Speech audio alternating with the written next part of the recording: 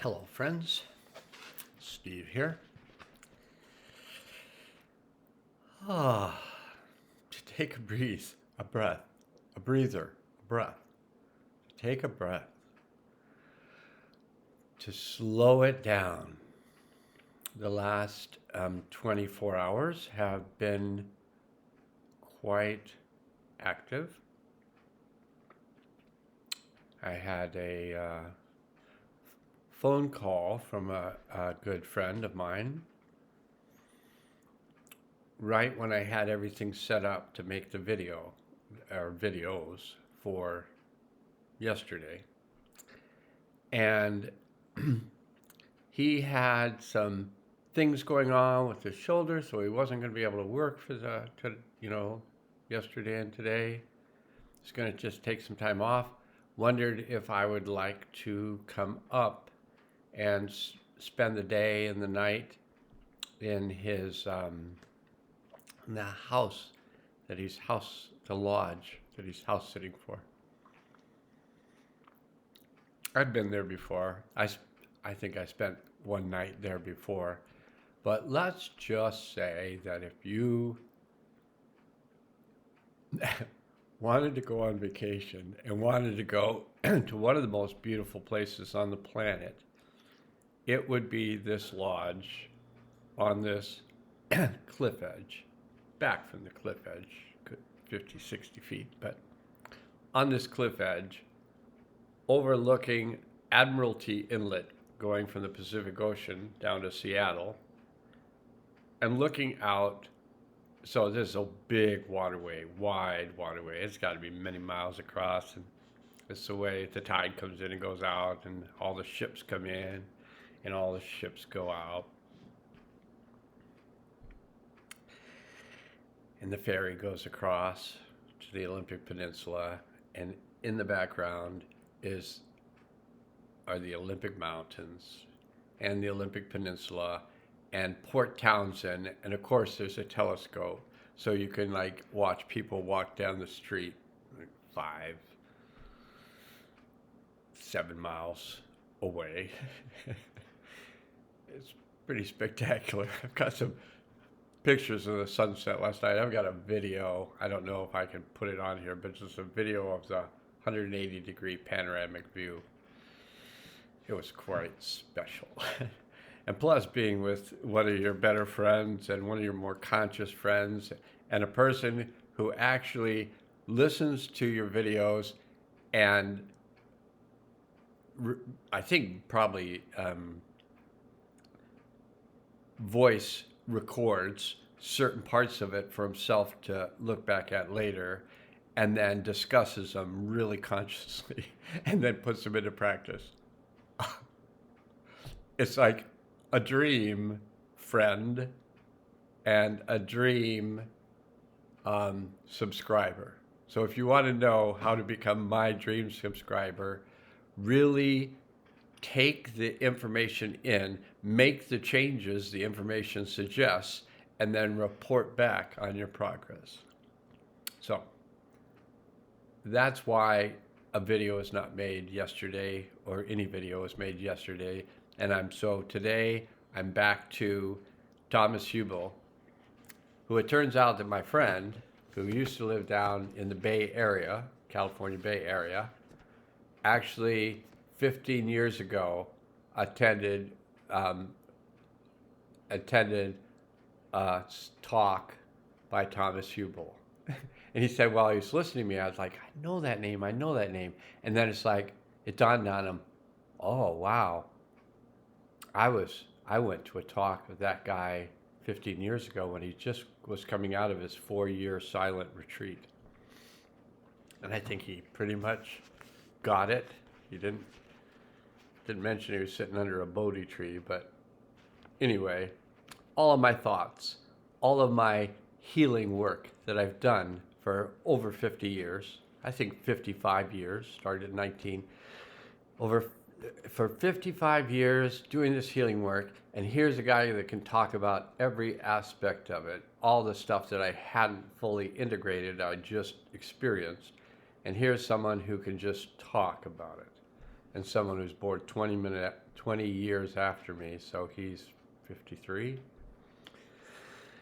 It just doesn't matter. You can just get it when you get it, you know? And you can become a 73-year-old dude's teacher, which he has. All right. So I think I'm going to just go start with that, and then we're working with part 1 of the book. So there's part 1, part 2, and then there's a certain number of chapters in each part. I think we're in chapter 2, possibly. And he's talking about real time versus trauma time. Okay, real time versus trauma time. The instant a traumatic experience happens, we might say that a living snapshot is taken, which captures the sum, energy, and information of the event down to the body's subtlest sensations and reactions, and splits that snapshot apart from the life stream. As the central nervous system laser focuses on surviving the trauma, this snapshot or fragment gets filed away in the unconscious to be dealt with at a more advantageous time. In the middle of a life-altering event, there's no time for contemplation. Ah, yes, as this life-threatening thing is happening, I'm feeling this way. And this is an evolutionary adaptation. All systems are engaged in survival. Nevertheless, a record of living energy has been frozen in time and filed away in the unconscious, buried somewhere in the body. Somewhere in the body.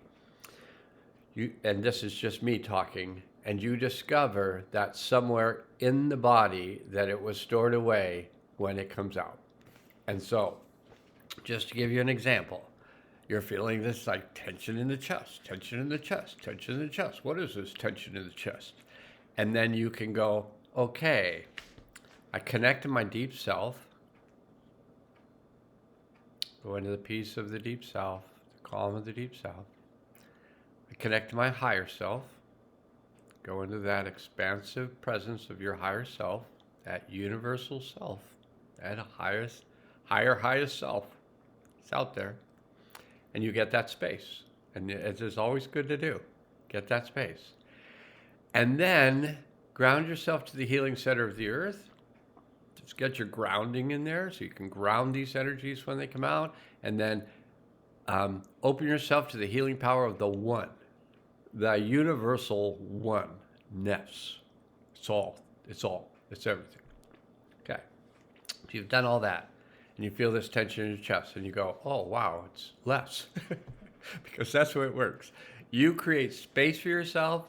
You can create comfort, calmness, and peacefulness by connecting to your deep self.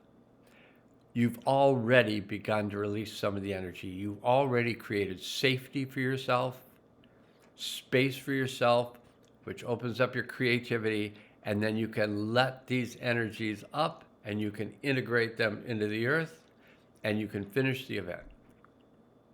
You can do this and it can happen that quickly. So if when I was speaking, you felt that tension in the chest, you did the grounding exercises, and then we went back to the tension in the chest and you went, oh, wait, it was there a minute ago. That's what happens when you release it. Pretty cool. And trust me, when I first started this work, I was 19, so that was 55 years ago. I didn't have these skills. I was beating on pillows in a group psychotherapy event. I was in psychotherapy with a group of 15 people, mostly who were living on this hippie vineyard commune, spiritually based in Northern California. And somebody met this new therapist in town, and the new therapist offered to do psychotherapy with us as a group for $5 each. So who wouldn't do that? So We all did it. And at one point, he had me just beaten on a pillow with a tennis racket, getting my anger out. And later on, I started really beating on a tennis racket, but on a tennis court. But I was just getting my anger out, playing tennis. It worked. I anchored release of anger with tennis, and then later on ping pong and badminton and roller hockey. That's get your anger out with a stick. Okay. Yeah. You're going to get it. You're going to get it. You're going to love it. You're going to release so much stuff so effortlessly. At first, it might seem like it's difficult because you're resisting letting go of it. But once you give up your resistance and you just let go of it, when you begin to notice it, because energy wants to move and you give it the opportunity to move, it's just like letting your kite up into the wind. It just, whoo, it just goes up.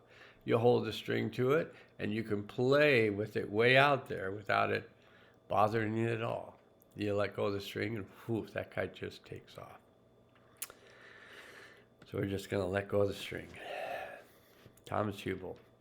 Glad to have met him. Probably again. Okay. So he's talking about fragmented energy that gets stuck in the past. And so I'm going to show you this and I'm going to talk about it, but you can just have the image of the picture. See if I can see it. Yeah, it's kind of hard when I do this when I can't see what I'm showing you. There you go. That's the present, the real future, worlds, split off self, past, and I'll read it. Okay. So here it's like, it shows the present, and then this vertical axis that goes up to the real future, where you land in the present, in the future, but it's the present, so it's the past. Then you have this mirror world, which is the horizontal thing that's going on. So you have this mirror world that's reflecting this fake future based on the unresolved stuff you have.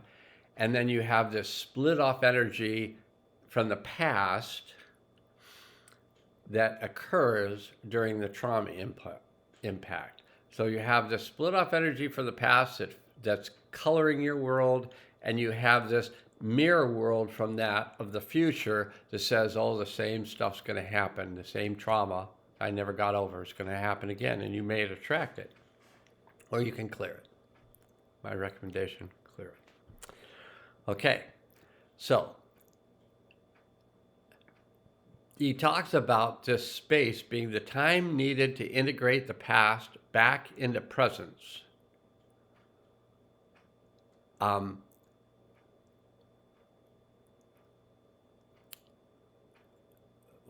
So the fake future is coming from the past sitting there and this mirror world happening.